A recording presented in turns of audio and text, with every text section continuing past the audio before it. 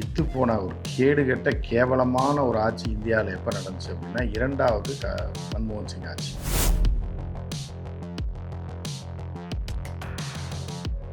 Trump செய்கிறது இது எதுக்கு செய்கிறது அப்படின்னா, கீழே தீ வச்சாதான் மேலே அலறவாங்க.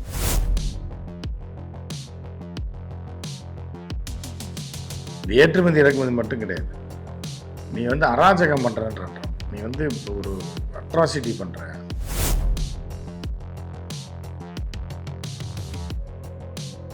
அது யாருக்கு கொடுக்குறீங்கன்னா பியூரிஃபை பண்ணி வேற ஆளுக்கு வித்துறீங்க. அப்போ நீங்கள் சம்பாதிக்கிறதுக்கு இந்திய மக்கள் தான் சாவணுமா?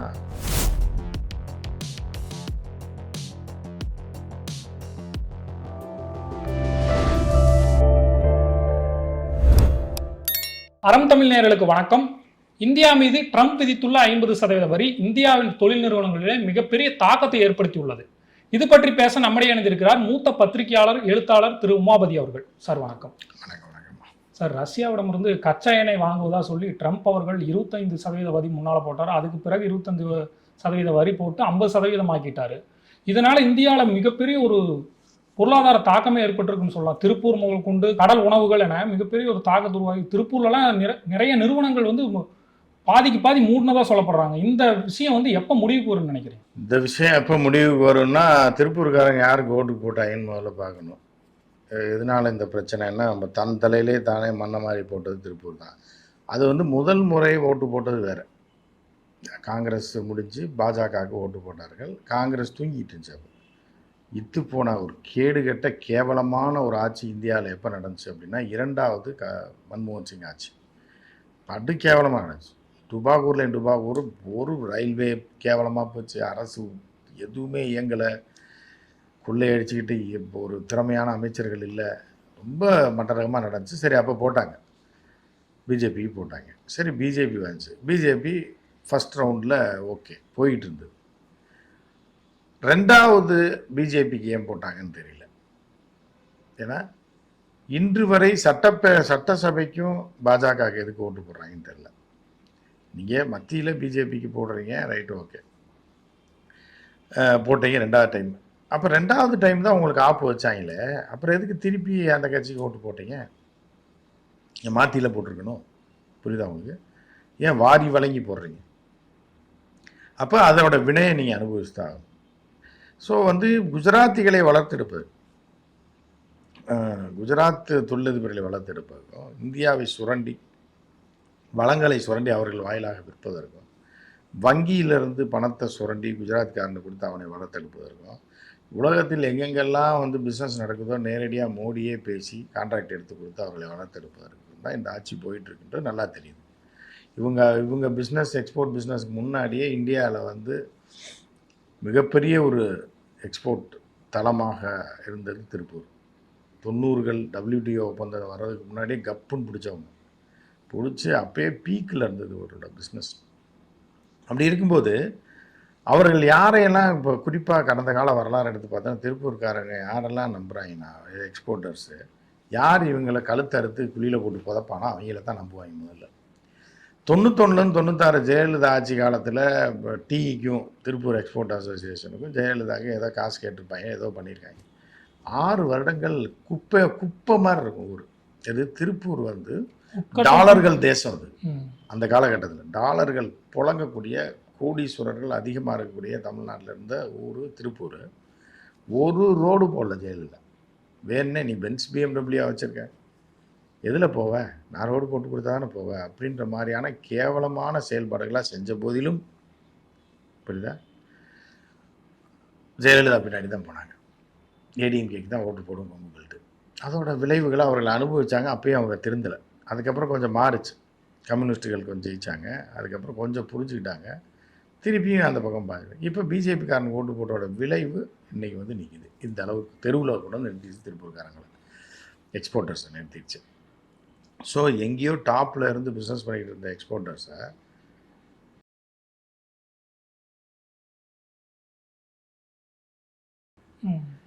மக்களை கொண்டு போய் தெருவில் நிறுத்தி வேலை வாய்ப்பு இல்லை அது இதுனா தான் அந்த அரசாங்கத்துக்கு எதிரான புரட்சி உருவாகும், போராட்டங்கள் உருவாகும். அப்போ மோடியை உள்ளுக்குள்ளே அலற விடுறதுக்காக பண்ணப்பட்டது தான் இது. மோடிக்கான குறி. ஆமாம், மோடிக்கான குறி. மோடிக்கும் ட்ரம்ப்புக்கும் மோதலுக்கு யார் குறி வைக்கிறான் பாருங்க. ஸோ பாதிக்கப்படுறது யார்? நம்ம மக்கள், திருப்பூர் மக்கள், திருப்பூரை சேர்ந்த தொழிலதிபர்கள், திருப்பூரை சேர்ந்த தொழிலாளர்கள், அதுக்கப்புறம் புலம்பெயர் தொழிலாளர்கள். நான் வடக்கிலேருந்து வந்த, பீகார்லேருந்து, உத்தரப்பிரதேசிலேருந்து வந்த தொழிலாளர்கள், அவங்களும் இந்தியன் தான். ஸோ இவர்கள் தான் பாதிக்கப்படுறாங்க. ஸோ இதுக்கெல்லாம் காரணம் என்ன? இந்த அரசாங்கமும், இந்த அரசாங்கத்துக்கு மேலே ஐரோப்பிய யூனியன்லேயோ இல்லை யூஎஸ்லேயோ இருக்கக்கூடிய வெறுப்பும் தான் காரணம் பார்க்கலாம். இவங்க பண்ணுற கேமுக்கு, இவங்க பண்ணுற அரசியலுக்கு மக்கள் பாதிக்கப்படுறாங்கன்னு தான். அமெரிக்காவை எதிர்த்து ரஷ்யாவிடமிருந்து கச்சா எண்ணெய் வாங்கினா கூட அம்பானிக்கும் குஜராத் எண்ணெய் நிறுவனங்களுக்கு தான் அதிக லாபம் ஈட்டுது. என்னதான் வாங்கினாலும் பெட்ரோல் டீசல் விலை அண்டை மாநிலங்களுக்கு மிகப்பெரிய ரேட்டில் விற்கப்படுது. ஆனால் இந்தியா எந்த ஒரு பலனும் அடையலை. எளிய மக்கள் ரொம்ப கஷ்டப்படுறாங்க.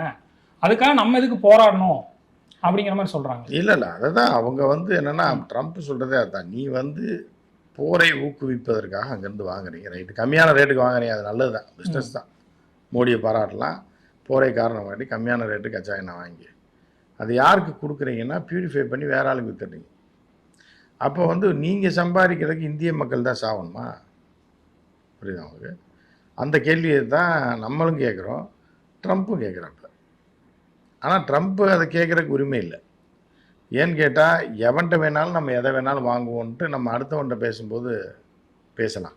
ரஷ்யா பல டைம் உதவி பண்ண ஒரு நாடாகவும் இருந்திருக்கு. இல்லை, ரஷ்யா பல டைம் உதவி. சுதந்திர காலத்துக்கு பிறகு நம்மளோட டச்சே ரஷ்யா தான். ரஷ்யா பல நன்மைகளை நமக்கு செஞ்சுருக்கு, பழைய வியாபாரம்லாம் நம்மகிட்ட பண்ணியிருக்கு. புரியுது அவங்களுக்கு? ஒரு காலத்தில் பார்த்தீங்கன்னா அவங்க யூஸ் பண்ண நீர்மூழ்கி கப்பல் 20 வருஷம் யூஸ் பண்ணிட்டு நமக்கு விற்றுருவான். பழைய ஹெலிகாப்டரு, பழைய பாத்திர கடையில் வைக்கிற மாதிரி தான் நம்ம காங்கிரஸ் ஆட்சியில் வாங்கி போர் விமானங்கள்லாம் வச்சுருந்தாங்க. அந்த மாதிரி நமக்கு அந்த காலகட்டத்தில் ஹெல்ப் பண்ணுச்சு ரஷ்யா. பணம் கொடுத்து உதவி இருக்குது, நிறையா ஹெல்ப் பண்ணியிருக்கு. இன்றைக்கி வரைக்கும் ரஷ்யா நம்மளோட நட்பு நாடு. சுதந்திரம் வாங்கினதுக்கப்புறம், நவீன உலகம் உருவானதுக்கப்புறம் ரஷ்யா தான் நமக்கு நெருக்கமான நாடு.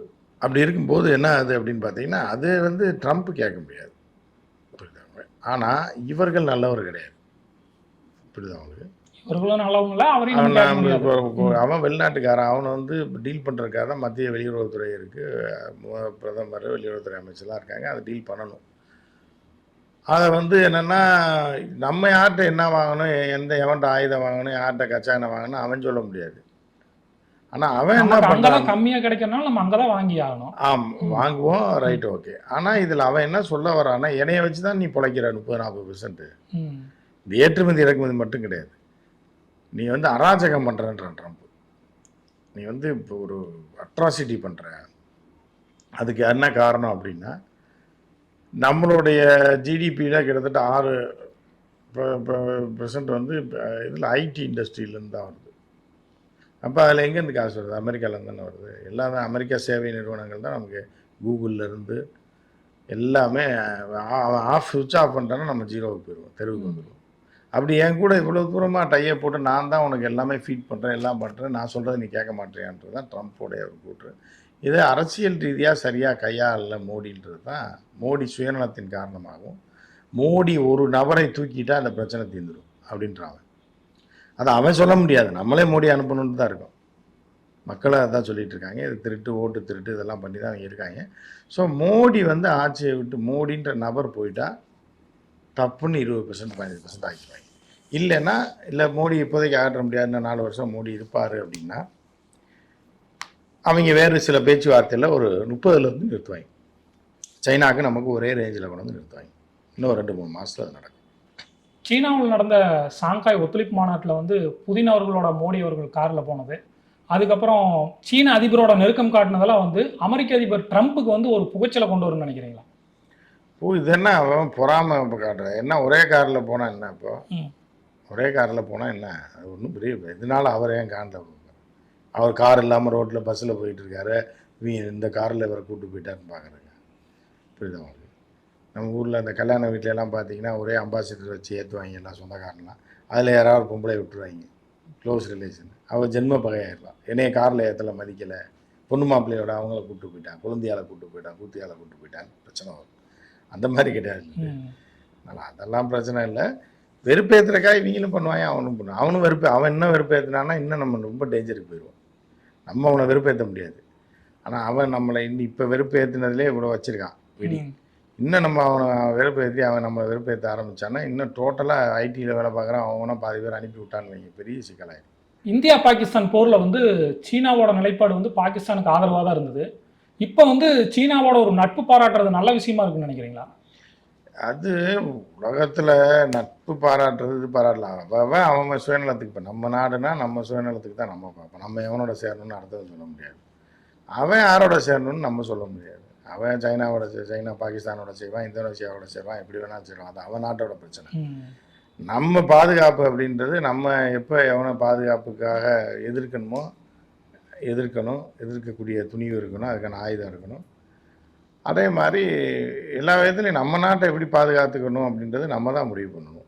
அதனால் அவன் நாட்டை என்ன பண்ணணுன்றது அவன் தான் முடிவு பண்ணுவான். இன்றைக்கி அவன் தேவை, நம்ம பேச்சுவார்த்தை நடத்த போயிருக்கோம். அன்னைக்கு அவன் வந்து நமக்கு எதிரியாக இருந்தான். ஸோ அவன் தேவை பாகிஸ்தானில் வருமானம். நம்ம அவனை இறக்கி விட மாட்டோம்ல, சைனாவை இந்தியாவில் இறக்கி விட்டு எண்ணெய் எடுக்க விடுவோமா, இல்லை பிரிட்ஜு கட்டுறதுக்கு அவனை கூப்பிடுவோமா, கூட மாட்டோம். பாகிஸ்தான் கூப்பிட்றான், அவன் போகிறான். அங்கே அவன் ஒரு பிஸ்னஸ் பண்ணி அவர் 60-40 பார்ட்னர்ஷிப் போடுவாங்க. அது அவங்க பிரச்சனை, நமக்கு என்ன இருக்குது. முன்னாள் அமெரிக்க பாதுகாப்பு அமைச்சர் சலிவன் வந்து ட்ரம்ப்போட உறவினர்கள் வந்து பாகிஸ்தானோட வணிகம் செய்யறதுக்காக தான் இதை கொண்டு வந்திருக்காரு 50% வரியை அப்படின்னு சொல்லியிருக்காங்க. இது உண்மையா? ஆமாம், மோடி ஆட்சியில் இருக்கும்போது குஜராத்தியில் வளர்த்து எடுக்கிறதுக்காக பல உள்குத்து வேலைகளை பார்க்குறாருல. அதே மாதிரி அவர் அதிகாரத்தில் இருக்கும்போது குடும்பத்தை செட்டில் பண்ணணும். நம்ம நாளைக்கு பதவியில் இன்னொரு 3 வருஷம் தான் இருப்போம். அதுக்கப்புறம் நம்ம மகன் இருக்கான் ஜூனியர் ட்ரம்ப் வச்சு பிஸ்னஸ் பண்ணி இது பண்ணி ஃப்யூச்சரில் அவனை பிரசிடெண்ட்டாக கொண்டாடலான்னு அவங்க ஆசைப்படுறது என்ன இருக்குது. மோடியே ஆசைப்படும் போது, ஒன்றும் இல்லாத மோடியே ஆசைப்படும் போது அவன் ஏற்கனவே பரம்பரை பிஸ்னஸ் மேன்னு ஆசைப்படத்தான் செய்யும். அமெரிக்கா இந்தியான்றதை தாண்டி இண்டிவிஜுவல் இருக்க மனுஷன் அப்படி தானே பண்ணுவான், புரியுது அவங்களுக்கு. ஸோ அந்த மாதிரி ஒரு சூழலில் கூட பண்ணலாம். அது வந்து நம்ம என்ன சொல்ல முடியும். ட்ரம்ப்போட வர்த்தக ஆலோசகர் பீட்டர் வந்து என்ன சொல்லியிருக்கிறாங்கன்னா, பிராமின்கள் வந்து இந்திய செலவில் வந்து லாபம் ஈட்டுறாங்க அப்படிங்கிற இந்த காலகட்டத்தில் அதை சொல்லக்கான காரணம் என்னன்னு நினைக்கிறீங்க? சொல்கிறதுக்கான காரணம் என்னென்னா, அவங்க யார் இந்த கட்சியை நடத்துகிறான்னு பார்த்துருப்பாங்க. ஆர்எஸ்எஸ் தான் பேக்கப் பண்ணுது. ஸோ மோடியை இறக்கணும்னு பார்க்குறாங்க. மோடியை இறக்க முடியல, பதவி விட்டு இறக்க முடியலன்னா அதுக்கு வந்து பிராமணர்களோட உதவியை கேட்குறாங்க. அதாவது குறிப்பாக ஆர்எஸ்எஸ் உதவி கேட்குறாங்க. அவங்க செஞ்சு தரேன்னு சொல்லிட்டு கடைசி நேரத்தில் காலை வாரி விட்டுறாங்க. அதனால இவங்களையும் போட்டு அடிக்கிறோம்னு போகிற போக்கில் அவங்களையும் போட்டு அடிச்சிருக்காங்க. அப்படி தான் பார்க்க முடியாது. உங்கள் கருத்து பதிவுக்கு மிக்க நன்றி சார். நேயர்களே, இணைந்திருங்கள் அறம் தமிழுடன். நன்றி.